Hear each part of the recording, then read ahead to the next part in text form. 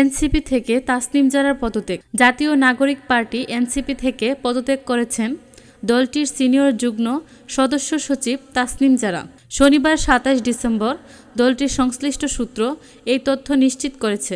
এছাড়া তাসনিম জারার স্বামী জাতীয় নাগরিক পার্টি এনসিপি যুগ্ম আহ্বায়ক খালেদ সাইফুল্লাহও দল থেকে পদত্যাগ করবেন বলে গুঞ্জন রয়েছে।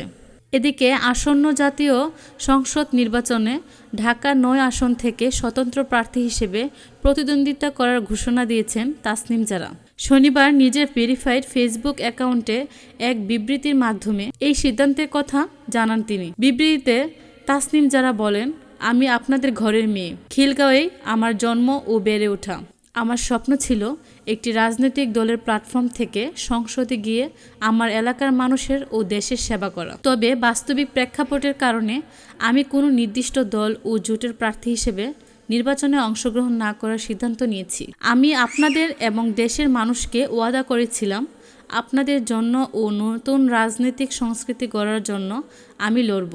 পরিস্থিতি যাই হোক না কেন, আমি আমার সেই ওয়াদা রক্ষা করতে দৃঢ়প্রতিজ্ঞ। তাই এই নির্বাচনে স্বতন্ত্র প্রার্থী হিসাবে ঢাকা ৯ আসন থেকে অংশগ্রহণ করব।